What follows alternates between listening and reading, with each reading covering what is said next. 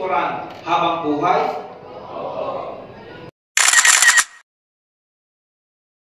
Hello mga katopak, for my today's vlog, samahan niyo muna po akong umattend ng kasalang bayan at dahil naimbitahan po ako ng aking topak na pinsan, masasaksihan po natin ng ilang nag-iibigan na ngayon ikakasal na. So yan na nga po, sumakay na nga po ako ng bagong sasakyan. O diga, mapapasana all ka na lang talaga. Nakabidyo na kayong dalawa ha. Yeah. Madam Michelle. Pero nga tayo matibing Madam Silve, kaya siguro hindi sumama gawa si Maring Ivy, hindi masasama. Kahit hindi kasama naman kami. Kaya nga. Oh, loko tayo mo. Oo, yun eh. Kaya matinito lang ko eh. Hindi na doon sasama. Pag ang isa hindi sumama, hindi sasama isa. At dito, nilakbay na nga namin ng di naman kalayuan mula sa aming lugar papunta kung saan may kasalan.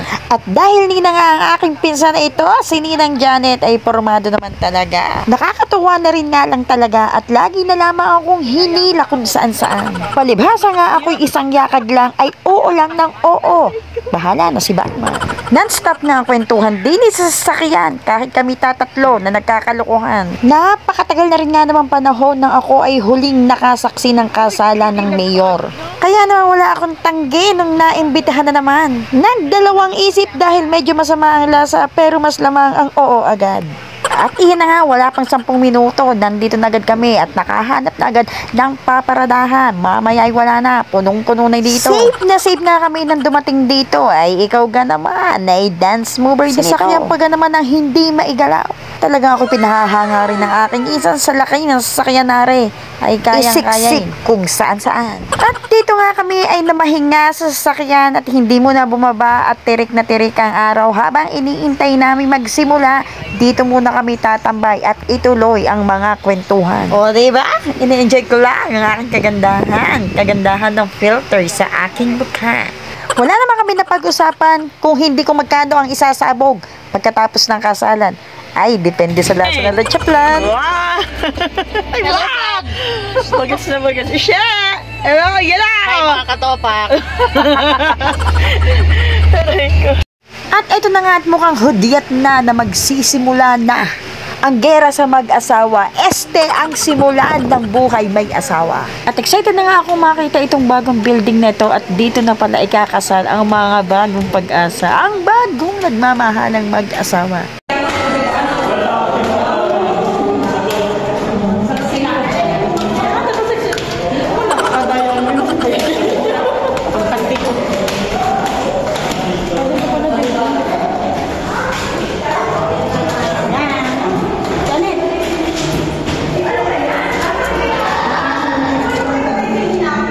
At wow, na-amaze ako sa ganda ng loob. Hindi ko maintindihan kung ako ay nasa teatro baga o nasa Senado.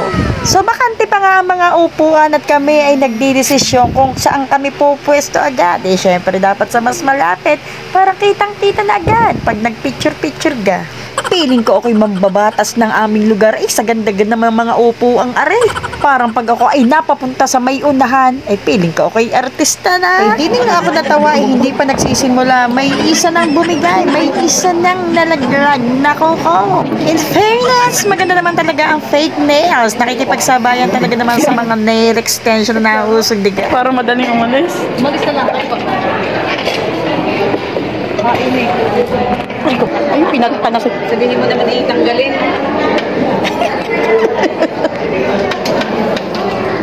At yan na nga, habang inintay namin ang aming butihing mayor ay tamang picture-picture muna. Hindi na mawawala yan. O siya, sige na. Selfie na. O, let's go! At yan na nga, dumating na nga ang aming si Mayor na poging-pogi naman talaga. At dito ay pinakilala na niya ang lahat ng mga ikakasal at napuno na rin ng mga upuan. O diga, para kami mga senado, mga congressman.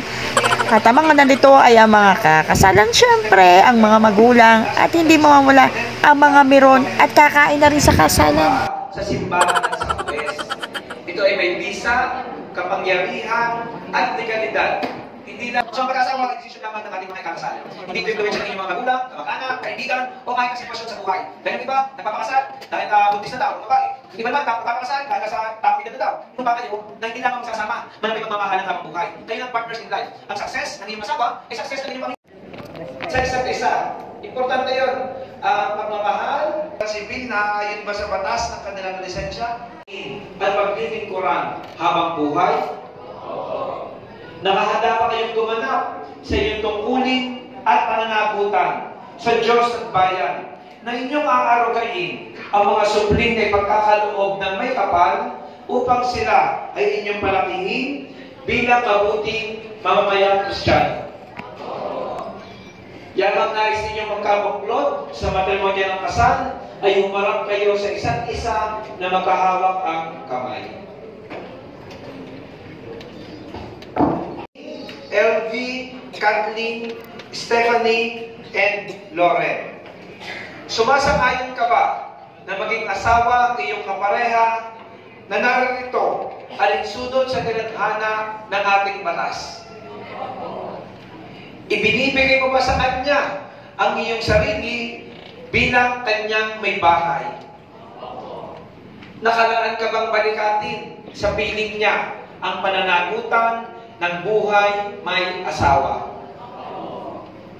Katanungan naman para kay Joseph, Mark, Carmelo, Jonathan, Jason, Rogie, Errol, Gerald, and Ronel. Sumasang-ayon ka ba na maging may bahay ang iyong kapareha alinsunod sa tinadhana ng ating batas? Buong puso ba ang pagkakaloob mo sa kanya ng iyong sarili bilang kanyang asawa? Nakalaan ka bang balikatin sa piling niya ang pananagutan ng buhay may asawa? Kung gano'n, idadako na tayo sa pagsusot ng singsing. Pagkaredihan po ng singsing.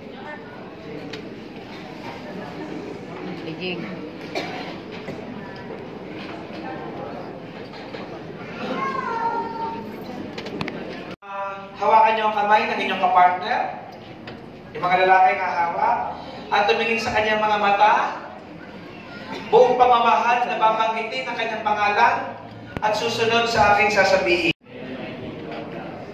Isuot mo at pagkaingatan ang singsing na ito na siyang tanda ng aking pag-ibig at katapatan. Okay, suotin ang singsing.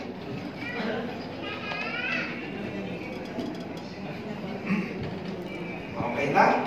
Para naman kay Jonalyn, Maricor, Judy Ann, Maria Fe, Jasmine, Elvie, Kathleen, ay aking pinagtitibay ang inyong kasal. Congratulations! Palakpakan po natin ang mga bagong kasal. At bago natin pirmahan, together with your Ninong and Ninang sa ating certificate of marriage, face each other muna, face each other. Face each other. Joseph, Mark, Carmelo, Jonathan, Jason, Rogie, Errol, Gerald, and Ronel, you may now kiss the bride.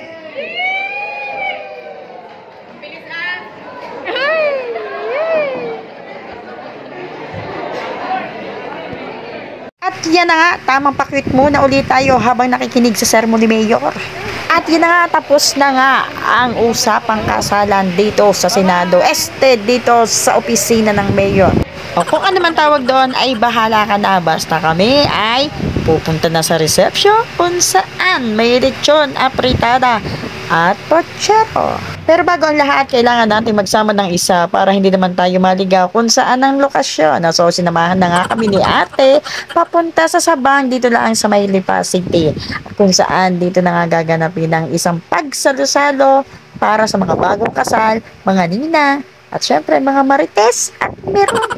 At balik mo na nga kami dito sa may sasakyan at doon na nga tayo magpangipangita sa part 2. Abangan kung paano nila inubos ang naka-display na lechon. So, abangan nyo mga katopa ka pagpunta namin dito sa may reception. Bye! Thank you for watching.